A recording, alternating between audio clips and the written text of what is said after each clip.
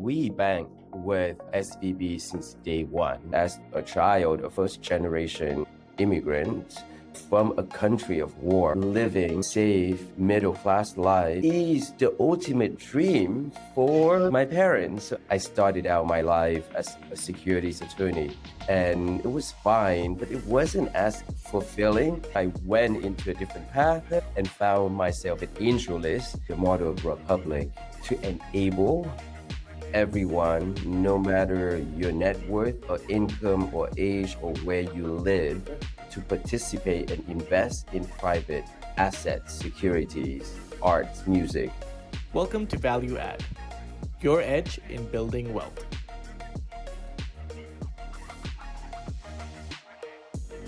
Ken, thanks a lot for joining today. Really great to have you on the show. Super excited to talk to you about building Republic. Thanks for coming on. Thank you so much for having me. It's amazing seeing you and can't wait for the conversation today. So I think we were introduced by Ankur maybe a couple of years ago. And one of the things that really stood out about you is that on one side, you're building this behemoth of a company. You're grinding every day, but you still always have a smile on your face. So what's your secret? I can't believe that it's been 4 or 5 years, right, Nikhil? Was that pre-pandemic? I think it was 2 years, yeah. But listen, getting to meet and hang with amazing personalities like you, obviously, it's very easy to go through life with a smile. I think 2 things. One is I kind of gravitate and find and seek out people who exude positivity. I think it's very contagious. If you laugh, for some reason, everyone else in the room start laughing and vice versa. I think it's a thing that you can be intentional about. Secondly, we're so lucky, right? Even on our worst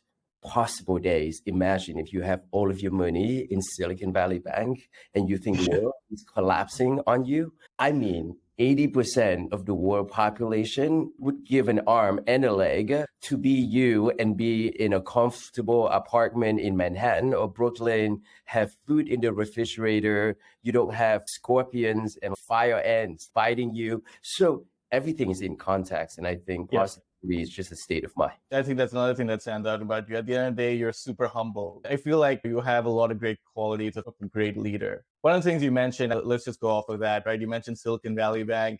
How is that for you guys at Republic? We bank with SVB since day one. So across all our many affiliates and entities, we were very, very much in bed. I mean, more than in bed with SVB. So of course, it was a chaotic week, but luckily, quite frankly, even at the very beginning, I think it was probably an unnecessary bank run, but we ran. What choice we have? I'm glad to see that the chaos, the frenzy has quieted down a little bit, and hopefully people are back on track. I have no doubt it's going to change how people look at banking, at vendors, even the type of vendors that you didn't think there would ever be a risk. So it changes how people navigate risk, but it's a healthy thing. So net, still a positive development. It's crazy, right? 16th largest bank in America, $210 billion, belly up in 48 hours, you have to be shut down.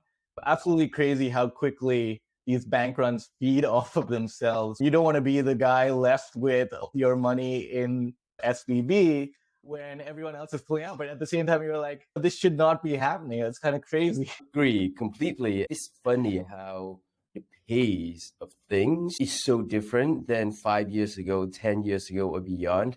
Can you imagine before a smartphone? And then even when a bank has an issue, people actually had to at least, if not lined up on the street, which is much slower in the ability to run. Now everything can happen instantaneously. So even giants in the industry, there's still scenarios whereby if the perfect storm coalesces, there's no institution that's unfallible, in lack of a word. Yeah, if it's negative enough news and people are scared enough, anything can happen. Reputation is key. It's a lesson learned that something that took, I think Silicon Valley Bank has been around since 1988 or something like that. So something that took 40-ish years to build went down like that. Kind of crazy. In the frenzy, it's absolute madness. But when it comes down to it, all those assets are typically sold and everyone is typically fine. So glad we're past that month of March. So we want to talk about Republic, we want to talk about you. Maybe walk us a little bit through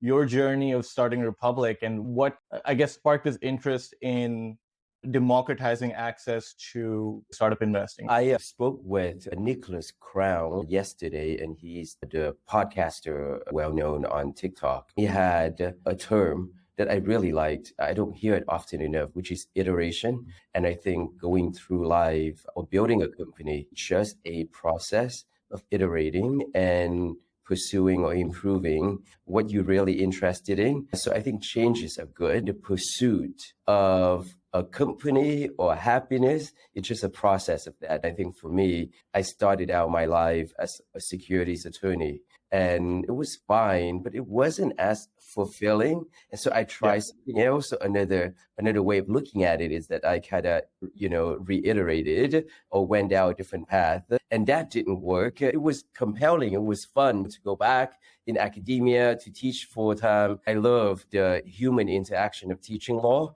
but I didn't love like the academic paper writing requirement that a place like Stanford Law would impose on you. So it wasn't exactly what I was looking for after a year or two. I went into a different path and found myself at AngelList, which was super compelling. And it was the first time. It wasn't just, am I being fulfilled because I'm learning new things, but it was more about, hey, there's a way to be a part of something, of technology, of societal changes. So it was a really refreshing experience for me. But even then, it was still very limited. For those who are not familiar with AngelList, that's where millionaires come, pour money, and deploy them into startups. Great. But the thought of how about anyone and everyone can invest in the same way that a retired Goldman Sachs MD or a surgeon would, and the law that would allow for that changed in 2016 to make that feasible. That's when I was, all right, AngelList was fulfilling, but I didn't think it was ultimately something that I could pursue meaningfully for 50 years, because it was still rich people getting richer. So the model of truly democratizing finance, making things available to those who didn't or couldn't have access to it, really resonated with me. This last iteration now lasted for 7 years, and I can see myself doing it for another 70 easily. That's crazy. You went from lawyer to startup. I guess you were general counsel at AngelList, right? And diving into the finance and investment world. That's a complete 180 from,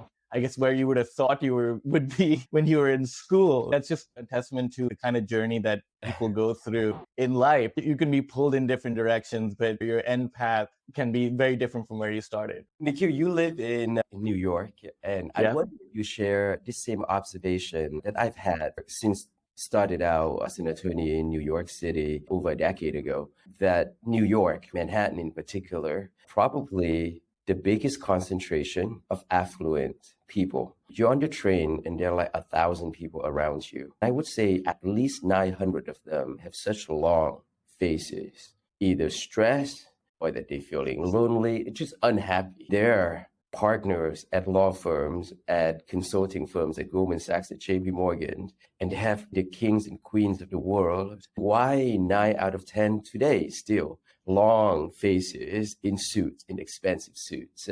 So unnecessary. I think it's because people don't iterate enough. They think that with their Harvard MBA and they make a lot of money, they somehow should sacrifice their own fulfillment and satisfaction and keep on doing what they do and imagine what good or what benefits or what the world would be if all of these talents instead pursue what they love and not what they receive on a paycheck. Yeah, I think the paycheck keeps you there. This is not my quote, I'm stealing this from someone, but someone very smart said something to the effect of, like, you feel more uncomfortable taking a risk that's an unknown risk versus a risk that is a known risk. You know what I mean? So your known risk or your known life, you're more comfortable living your life because even though you hate it, it's my known life. It's what I know already. But I'm very uncomfortable with the unknown. I feel like it's very difficult for a lot of people to make that shift, to be that risk taker, to get out of your comfort zone. You know, it's the fear and anxiety that I think very innate to human nature, but people with certain background are even more susceptible to taking less risk and aim more for securities. I don't know about you, but as a child, a first generation immigrant from a country of war, the living a safe middle class life that doesn't create any noise, no conflict, is the ultimate dream for my parents. I still remember my mom said when I decided to pursue law school instead of medical school. Very familiar with a career in medical and engineering, but Asian parents aren't very familiar. She was like, it gives me great distress. I cannot see your life 10 years from now. She didn't know what a lawyer is and what career path I would have, because if I were to be a dentist or a doctor, then you work at Kaiser or you have a dental office, you could see it. I didn't argue. We weren't raised to talk back at our parents. Why would I want to live a life that you can see 10 years out? But kind of family pressure, societal pressure, and personal fear and anxiety, it's not good or bad, but I do think that the less fearful or anxious you are, the more life is going to open itself up to you, the more opportunities that you're going to see and may be able to capture. But it's a process. It's not good or bad. If you really have such anxiety that you find more happiness or peace with a more secure path, be you, do that. A startup is not for everyone. How did you explain to your parents that, okay, I decided to become a lawyer. We were already not comfortable with that. And now I'm quitting my cushy law firm job to join a startup. And then actually, forget about that. I'm going to start a company now. So like, how did you explain that? By the time I got to leaving and launching Republic, I think I warned them out through enough. They stopped caring. I left the law firm to join a hedge fund, a large one. And then I took a 90+% pay cut to become a full-time teaching fellow. But for them, oh my God, if you go back and even though still a lowly fellow, but you're a lecturer, professor at Stanford, for them, it's like they matter more than money. Yeah. So after that, they were so confused of all these changes. So I think they gave up. I got to tell you, Nikhil, I don't think my parents actually know what I do. I think they made a few investments, but by the time we talk about crypto and music financing, is really just over their head. It sounds like constant disappointment is the key, right? So like constantly disappointed. The key is how do you constantly disappoint yourself but feeling really good about it. Oh my God, that's a great story. I actually love that. I'm an immigrant myself, and I resonate a lot with the things that you mentioned. I came here for college. So coming here itself was a huge step. My parents were like, oh, the American dream. You have to go get a good corporate job. So that's what I did. Then last year I quit my job. And now they're like, what are you doing? So I'm explaining to them, but those explanations will never end. Hey, let's jump into Republic. So you quit your job at AngelList, you decided to start Republic. What was the vision there? What were you thinking? Maybe walk us through just like the starting days. The motto of Republic, to enable everyone, no matter your net worth or income or age or where you live, to participate and invest in private assets, securities, arts, music.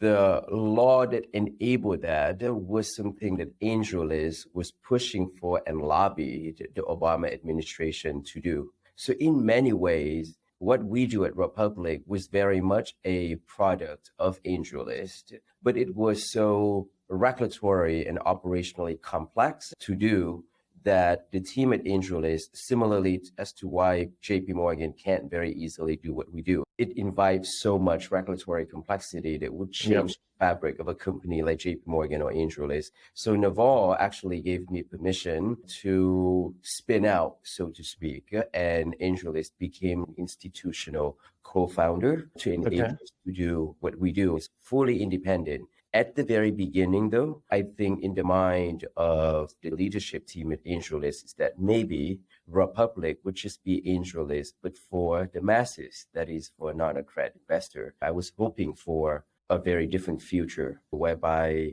it's not just tech startups that get all the headline news, but that is not realistic nor relatable to the majority of the population. You know what's more relatable? Real estate. How can someone invest $50 in a home or in multiple homes? How does someone invest $5 on a revenue sharing basis in a rap artist that she loves? How do you make the notion of being an owner, an investor, feasible as applied to whatever it is that people care about, a DJ, a music shop, a club? So that model of truly a consumer becoming an investor or a stakeholder across the board for everyone around the world to do, that was a silver or at least a guiding light at the beginning. There was not a realistic path. They were just hoping that maybe we can get there. But as it became more and more and more real, and now I think it's no longer just a hope and a dream,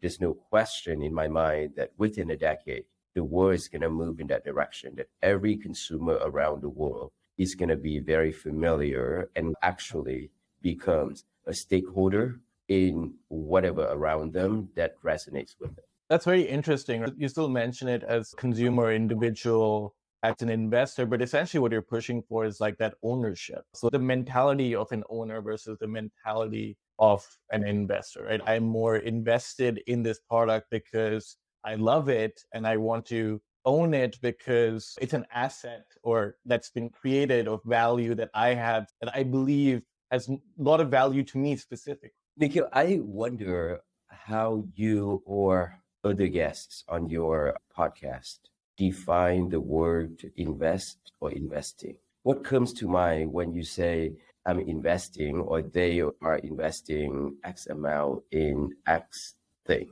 So I haven't asked that specific question to a lot of people on my podcast, but for me specifically, whenever I think of investment, I think of return. So that's kind of what I default to. If I'm investing in something, I want to get some kind of return in the future. I also still want to invest in something I believe in, that I think is good, or that I think will benefit me in some sort of way. But for me, it's a flip. It's like instantly, if I say invest, okay, return. What is the return on this investment? Right? So that's kind of where I go. Do you draw a distinction between an investor and a stakeholder or an owner? I think a stakeholder is probably the umbrella, right? I think the stakeholder is anyone who is an investor, owner, manager, etc. But I don't draw that distinction. I think it's the same. But for a lot of people who are new at investing, I think a lot of them don't think of the ownership model. A lot of people are drawn away from investing initially because they're like, oh, this is just like money and I don't understand money, but they don't think of it as ownership. I asked these questions because I think the word investing has a slightly overly simplified or misunderstood definition in most people's mind, not you, because up until now, when you invest, the state of the financial system is that unless you have a lot of money, we're talking about thousands of dollars, no one really invests. Not until like Robinhood, that even public securities that people buying $50, $100 different shares, right? But certainly in the world of real estate and stock or whatever, you're actually spending, if not tens, then at least thousands of dollars. So returns become a big thing. And 99.9, probably, or 99.5% of the American population have never personally invest in anything that is not their 401k account. Even doctors don't have a way to invest in a startup. They could, but wasn't very accessible. So people think about it as like, oh my God, it's all about return and it's a lot of money. And therefore, shouldn't it not be accessible to everyone? I think the world of ownership and being a stakeholder is that you can be a $2 this bubbly, sparkling thing. That's all you're gonna serve and give to your friends when people come over for a Friday hangout or for New Year's. This is what you're gonna see on the table. Like, yeah, I'm an owner, an investor in bubbly, and it's a $5 investment. Or they give you a share. That notion of alignment in what you care about with a little bit of an upside. If they do really well, I may get $5 back. Not gonna buy me a Subway sandwich, but nonetheless, so making the notion of ownership and being a stakeholder truly accessible at micro amount and mass is where the future we move towards. Another point, a catch-22 of the financial system. There's major concerns about, oh my God, would unsophisticated grandmas, retired teachers lose all of their money if they've never been doing it? What, are they just going to read books and learn how to bike? No, actually, you don't learn how to be a lawyer in law school. You learn how to be a lawyer by being a lawyer. So the ability to invest in small amount is a great way of learning for a small subset. They will mature to become more professional. But I think that's the word that we're moving to, or the word that we're aiming for at Republic. On the one hand is to bring asset like startups that people can deploy a lot of money in, but an equally, if not even more important, a push is how do you enable people to have a little bit of upside in things that they care about, like music, sports, movies, and company. I really like that. You're absolutely right. You're not going to learn anything unless you get your hands dirty. At the end of the day, if you can reduce that minimum investment amount or minimum cost to you, also not even think of it as a cost, right? It's like either an ownership investment, whatever it is, to a few dollars, and use that as a tool to like, oh, I can learn about, let's say, continuing with the bubbly example, all of a sudden I'm an investor or an owner. I start looking at the company, how they perform, maybe even like take a look at their 10K if they're a public company. All of a sudden I'm like, oh, okay, I'm diving into this rabbit hole, and that's the best way to educate anyone. So I really like that notion. It's learning by doing it when it comes to investing in an amount and in a way that you can afford to lose. I want to touch on the point that you brought up about grandma losing all her money, right? I think crowdfunding platforms have had this whole negativity, and I think that's changing over time, right? But it's all around the adverse selection of companies aren't able to raise money elsewhere from, let's say, VCs or other private equity or whatever the funding sources are, the big boys.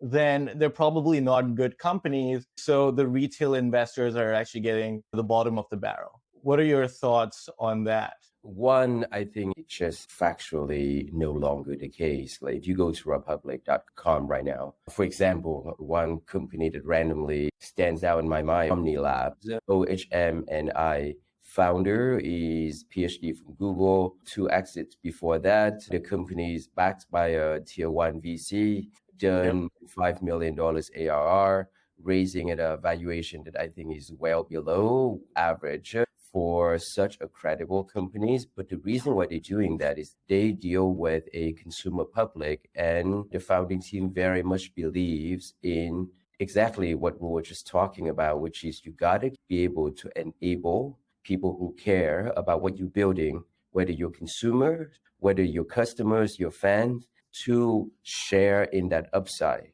So right now, I think capitalism used to be just for the institutional and else's consumption only. I think it's moving towards a community capitalism whereby each enterprise or company that has a community, that community will come to expect, demand that they get upside. At one point, it's going to move to social capitalism, meaning the future that we talked about a little bit a while back, which everyone can participate. But I think that has changed drastically over the past 3-4 years. Looking at Republic, you guys are actually working to work with some of the top companies with very, very successful or strong founders and get them and show them the value proposition of having that ownership. Question for you, what does success look like for Republic in the utopian world? What does that look like? Success would look like for Republic, I would say, if I may use 3 examples then. So we want to be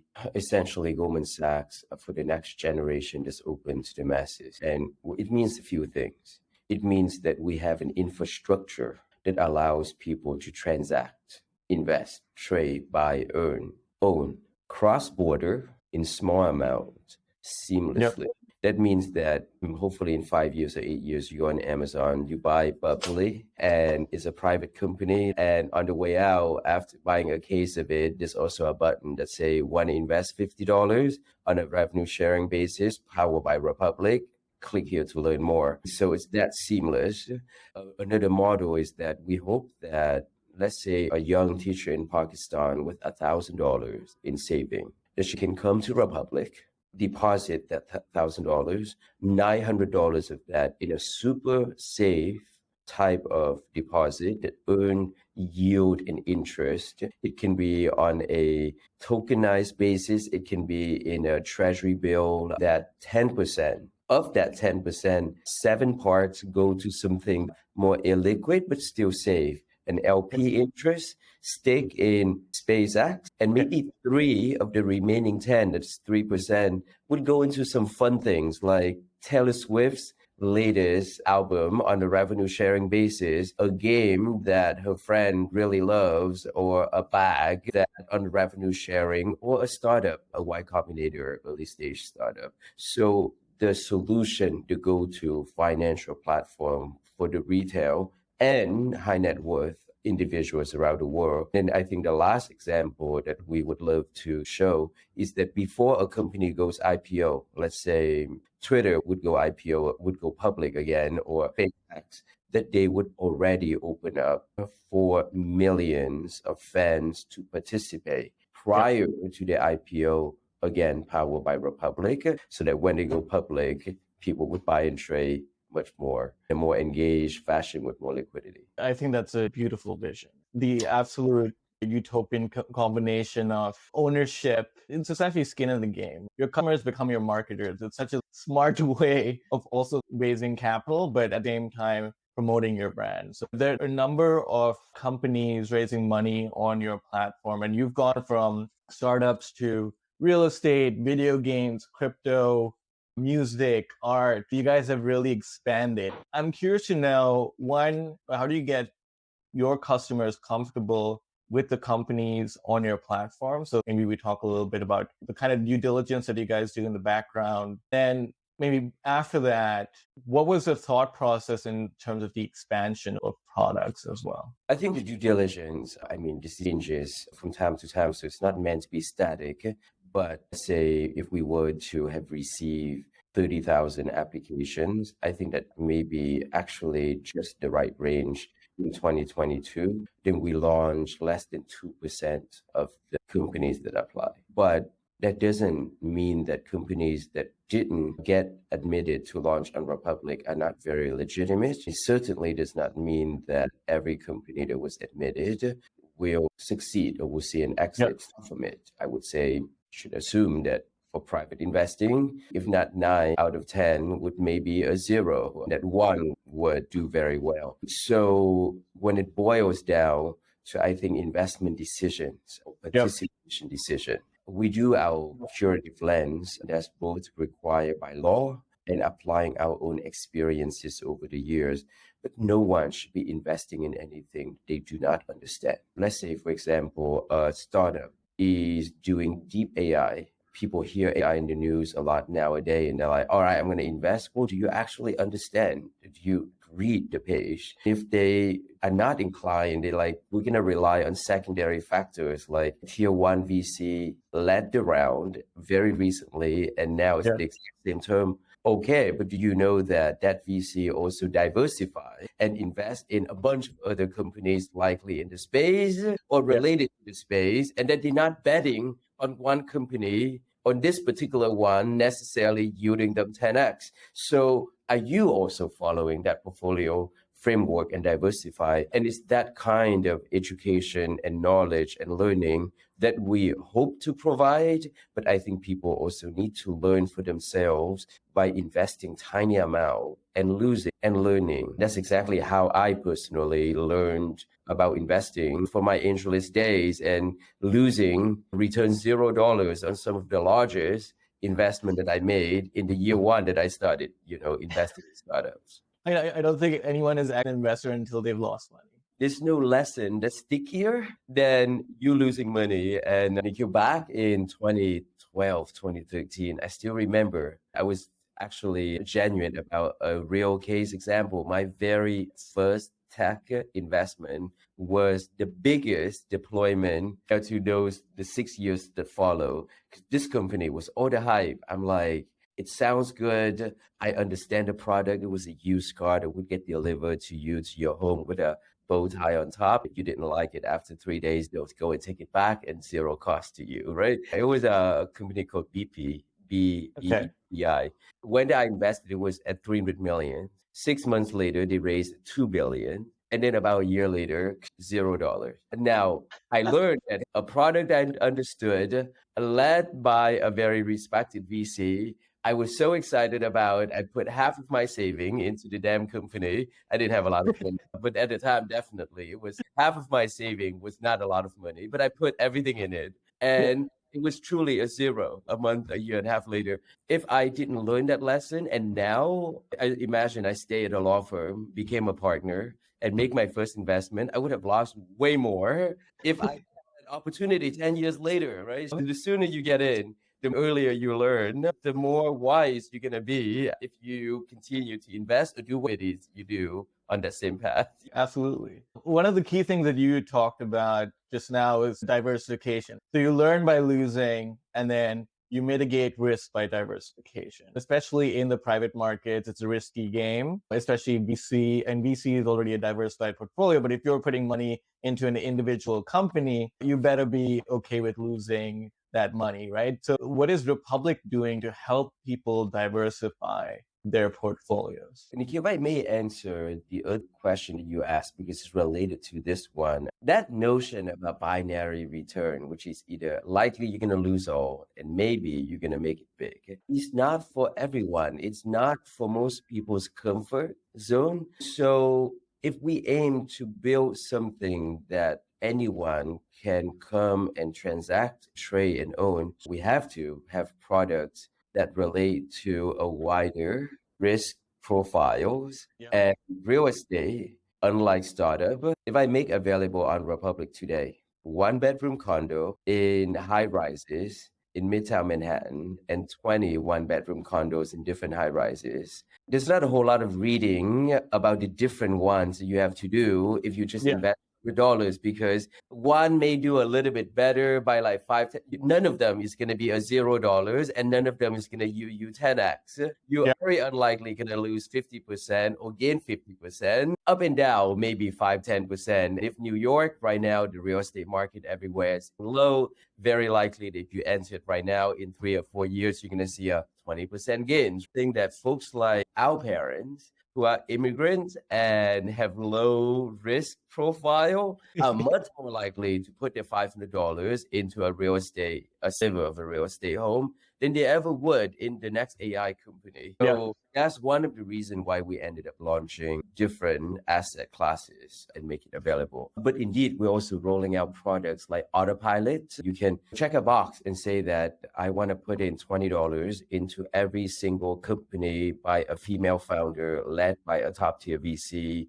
that is in California, for example. So there are ways that we build out products in addition to just information and to enable people to deploy in a diversified fashion more easily. That's essentially your Roboadvisor product for private markets. That's super cool. I really like the example that you gave. It's not automatic in that you don't have a choice. You do have a choice. That is, for example, if they're on vacation and they receive an email and they don't opt out, then that money would get deployed. If they decide that they're like, hey, this company, but you know what? I don't like the way these founders look. I don't know. They look smug, full of themselves. No, then that's okay. Then they can back out still. They looked like the lawyers on the New York City subways. It's so strange to me. I talked to a founder recently, and he was so passionate and enthusiastic, but he was sad about something unrelated. I have no doubt. I don't know what's going on, but you should never go out fundraising, promoting, marketing with negativity because it's ineffective. And I feel bad, but I think it still boils down to the pursuit of being happy and positive. It's not, that energy transfers easily. So it's very hard to fundraise, market with a negative mindset. We're people, right? Things weigh us down. I think human dynamics is such that no matter what happens in the external world, another banking crisis, an escalated war in Ukraine, how do you keep yourself and your view, positive. I think it's Yeah, so key to happiness, positivity, right? there's two things that I think success in a traditionally defined way, which is money and fame and getting to a goal. If you define that as success, then I think resilience and positivity necessarily are two ingredients that are crucial. With that, you're going to capture more opportunities, you're going to be able to last longer, more things will come your way, and you're likely going to win at it. So it's not sparked of like ingenuity, it is resilience, but without positivities, you're just going to wear yourself out and everyone else out. So it won't last for very long. I think someone said something, this is a funny reference, but it was something like be the cockroach because you never die. So be like a company that never dies. At least they never look sad to me. They don't look happy. Chill. So speaking a little bit more about diversification again, you recently announced the launch of a product, Republic Note. Maybe tell us a little bit about what that's all about. We ended up issuing a digital security that is revenue sharing. So depending on the revenue stream that we take in from the companies that fundraise on Republic, because we have an upside in everything that we do as well. So we share a bit of that upside depending on which deal and feeds it back to a pool. That pool of money, when realized, just accumulates. And when it reaches a certain threshold, $2 million to be exact, it gets sent out to the holders of these digital securities. And the fact that the digital enable us to issue payments of a few dollars to even international note holders. So it's our way of putting out where our mouth is about including the wider community and let them share upside of Republic. Another way of doing it is allowing people to invest in Republic in a traditional way, buying shares, which we may do. We just want to try out something new because we believe that's where the world is heading toward. Interesting. So essentially you have skin in the game, right? Is what you're saying. And so does that mean that Republic has a certain amount invested in each of the companies that's on their platform? Or is this like investments outside of what's on the platform? So virtually every company that successfully raised on Republic or through Republic, we have an upside interest in that as a fee. It's not necessarily we put our own corporate money into it. We earn that through as a commission, and a portion of that goes back to the note holder. Now, full disclosure, people should not assume or should not try to value the portfolio because they are illiquid. They're not money until it is money, until there's a liquidation. For now, truly speculative, and therefore they should only invest the amount that they can expect to lose. My view of it and their general advice very much applies to our own product. That makes a lot of sense. Speaking of losing money, last year was a very interesting time, obviously in public markets. Markets didn't do very well. But then there was a series of unfortunate events in the crypto world. And Republic had a lot of companies, or still has a lot of companies on the platform from a crypto perspective. What did you see from a Republic perspective? How did you see that unfold? How was Republic affected? And how has that changed Republic's mindset, if at all? Yeah, there are a few questions.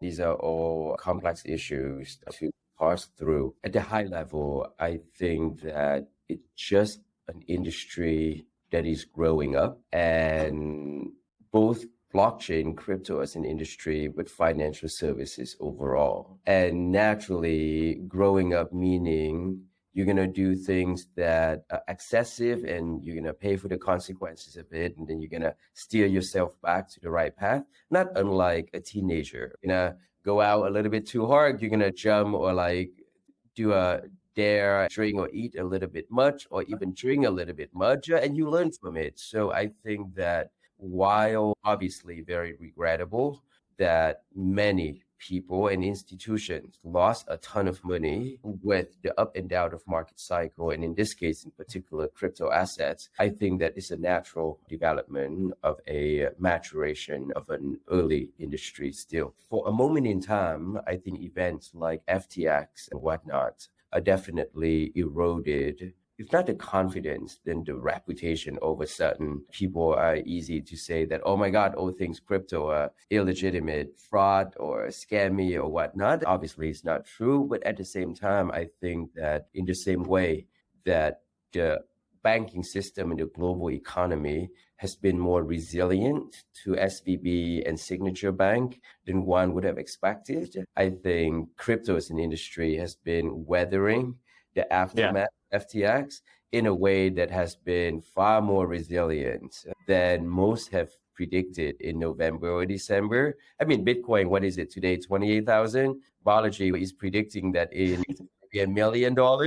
So from Republic, we approach all of these things with a compliant framework. We view everything as securities that we touch and present to our non-accredited investors. We build one step at a time and want to lay that foundation and aim toward a world whereby traditional finance is going to be digitized, but fully compliant with the rules and regulations of every single market that we open ourselves to. So to that end, our view of the world, our vision, how we value blockchain as a technology has not changed, was not impacted in any way. We're better positioned in the market now with some of the big boys falling out of favor or disappearing altogether. I cannot be more optimistic, quite frankly, about where the industry is heading, about where the financial sector is heading, and the state of the world. That makes a lot of sense, right? I mean, essentially you're saying it's growing pains for a relatively new sector. If you think back, what actually popped up in my mind while you were talking was the dot-com bubble, right? That was something where tech was all over the place. Everything was getting funded. So it's like kind of a similar cycle. It had this boom and this big bust, and then everyone lost confidence in tech in 2000. Like there was this whole time, and it was before I was, old enough to even understand what was going on. But when I think back, that actually was a very similar time in tech. Nikhil, there's even a closer parallel that I'm surprised not more people have been drawing. I don't want to be that guy that bring attention to it in that lens. The simplest narrative is, oh my God, fraud, scams.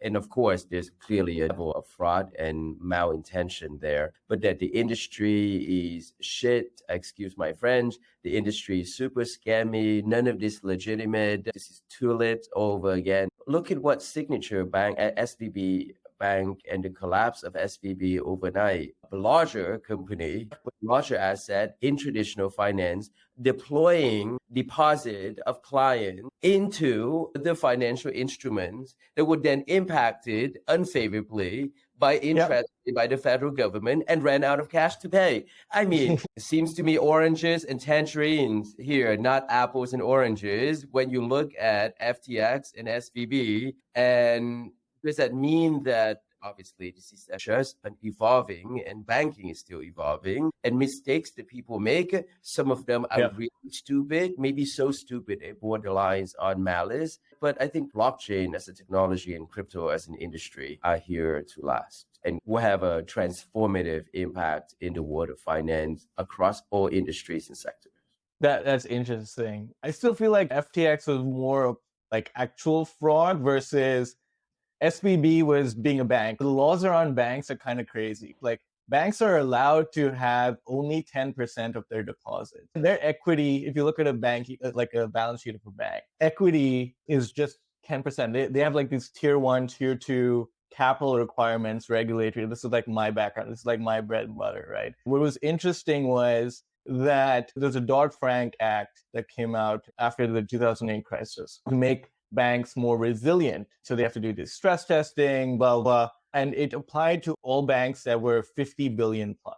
But in 2018, there was a change to that by the Trump administration, which increased that requirement to 250 billion in assets. So SVB, after 2018, didn't have to comply weren't watched as strictly by the regulators because they were only at $210 billion in assets. Right? I agree completely. Can I say that the notion of bank using deposited cash and redeploy them into the instruments, there's disclosure requirement and all Yeah. of that has always been allowed, right? Yeah. Then when you deploy, like you said, now that all of a sudden they can deploy more again, but somehow their teams of economists and gray hair people couldn't or didn't see a risk that in hindsight would look obvious to everyone, including us, just play devil's advocate or try to put myself in other people's shoes. In this case, SBF's shoes. I'm walking down a very dangerous path because I don't want to be guy defending him in any way. And the facts in the litigation and the criminal charge will come out.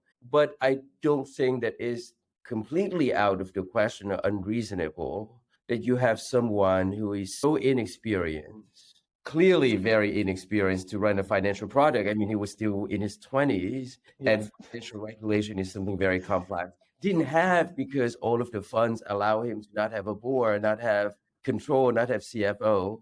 It just may be that he didn't fully appreciate that. He was like, oh, banks do it anyhow. They disclose. And so maybe somewhere on the website, we're like, all right, we're adding a disclaimer that we may lend out your deposit to Alameda. You know what I mean? As he landed it out and he didn't, like, can I ask you this question? If the two of us run New York Mass General Hospital and I find the CEO is my 24-year-old cousin who just graduated with a nursing associate degree out of the Philippines, like WTF. Yeah, what are you doing? So these things, I think that there's a scenario whereby it was so stupid that it then entered into the realm of malice and fraud. But I have to wait to see how the facts play out to know whether he deliberately, knowingly did all of these things to defraud the people. In my mind, I do think so. And I think it's mainly on the transactions between FTX and Alameda, right? Inflating those FTT tokens. So that's my view. But again, as you said, right, we'll have to leave it to the lawyers and see what the verdict is. But the whole point around kids running this, I like the structures that they put in place, that I completely agree with. Like, you know, there has to be regulation around that. I think the crypto industry would benefit from regulation. That's how finance grows, right? I mean, you always have booms, busts, and at some point you have to change regulations or you have to include regulations. So we have these times of regulation or deregulation, right? Those affect how we transact in society, right? It's very interesting to see where that goes. But I do agree that crypto is here to stay. We'll see how it evolves. I offer one investment advice. Yes. My investment advice, my personal investment advice I apply to myself after this whole FTX thing is never to invest in a tech company that does not have a board of directors, that requires the leadership team to report even just once a year on how things are doing. Because quite frankly, I don't love preparing for board meetings myself. Yeah. I don't love having to be accountable. But dude, if I didn't have to be accountable, I'm sure just like any 11-year-old boy without parents being around, what do you think he's going to do? Because you're older, 18, 20, 30, doesn't mean that oversight. The bigger the company, the bigger the responsibilities, the more the accountability, and there gotta be a process for that. So that'd be my advice. I completely agree with that. Just to add on to that, look at the board members, make sure that they're not friends, family, make sure that they're not people who the CEO has very, very close personal relations and has power over, for example, right? Restaurant, I can see that. If like two of my friends are investing, but I probably for a restaurant, you're investing on a revenue sharing basis. Most of the time, you're not necessarily investing, but certainly for tech company, that I think is. I mean, the life cycle for a tech company or a VC-backed company is very different from a brick and mortar restaurant or a delivery service restaurant. So I think that advice is very, very sound, right? Another question for you, 2022, again, down market, VC funding also kind of fell. How did that affect Republic? I'm curious to know, did you see an uptick, for example, in applications, and did Republic become the beneficiary of this situation where, let's say, founders are looking for funding, but VCs had kind of paused funding for some time, at least some VCs. So Republic, did it become the go-to place to go? I think so, Nikhil. When we face a climate, there's a contraction in venture capital or funding sources, then of course the available other funding sources will see a larger inbound at the fire hose of interested parties, applicants. Now, it doesn't mean that the number of deals we're going to launch is going to be higher because we also have our requirements on runway and on all of that. It's definitely a more challenging climate for all companies, but certainly tech companies. One of the clearest benefit that we've gotten is that now people take time to really understand community financing, that they understand their user base, their personal network.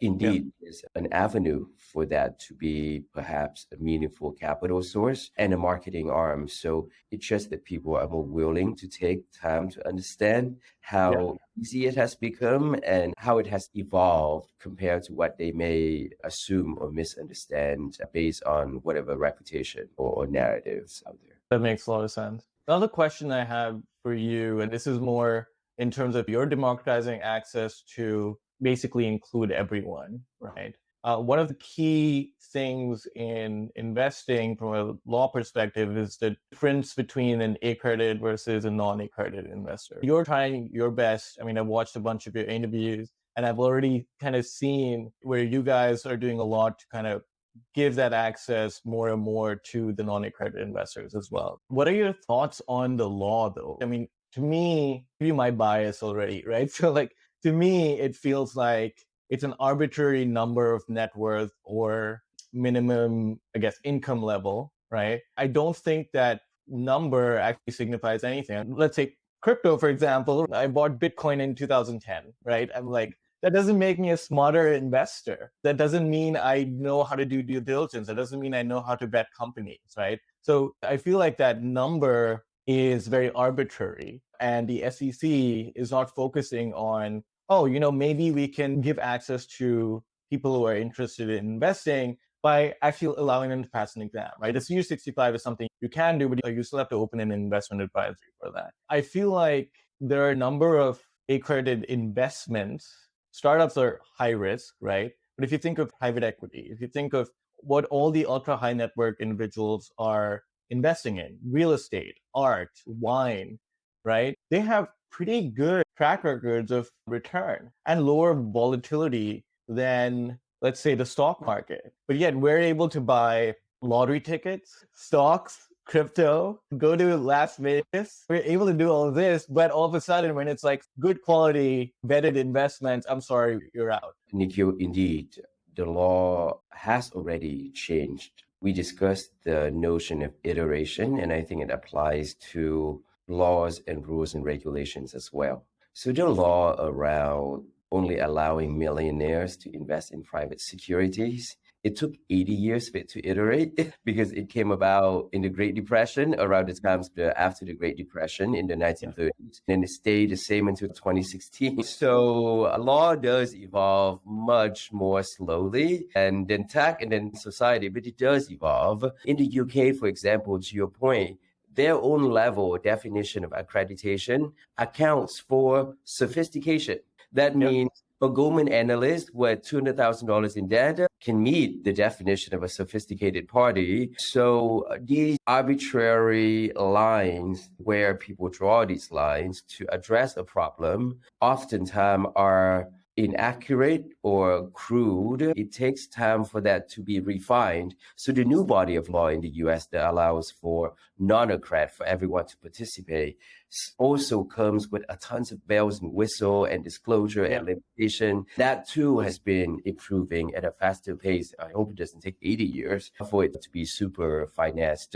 But I agree entirely. And I think it goes back to our very first topic or point of conversation around ownership and investing. I think the relationship between consumption, buying things, and owning, that line is becoming completely blurred as it should. Only when people deploy a certain amount that I think may have a negative impact on their saving, on their life, I think that you're going to see more and more disclosure and obligations imposed, rightfully so. But hey, no one is preventing me on buying a Ferrari on my credit card if assuming I have enough credit line and no Yeah. one's gonna ask how much debt I have. I mean, colleges used to hand out credit cards to students on their very first week at school. Where the lines ultimately will be drawn, I'm sure it will be a moving target. One thing is certain, for the exact reason that you share, consumption and ownership, or the freedom to consume and to own and be a stakeholder, gotta be the same rather Yeah. than be vague 1930s benchmark. Yeah, that makes a lot of sense. Ken, thanks a lot for coming on the show. This was absolutely amazing, truly informative. I think we covered a lot of topics, but at the end of the day, your insights just around investing, ownership, diversification, and your path of going from an immigrant who was meant to be a doctor, became a lawyer, and now is the CEO of Republic. Absolutely a pleasure to have you on the show. Thanks for having me, brother. The honor is all mine. Can't wait for our next conversation. And that's today's value add. If you liked today's episode, hit that like and subscribe button. For long-form written content, subscribe to my newsletter. Otherwise, say hello on Twitter. See you there.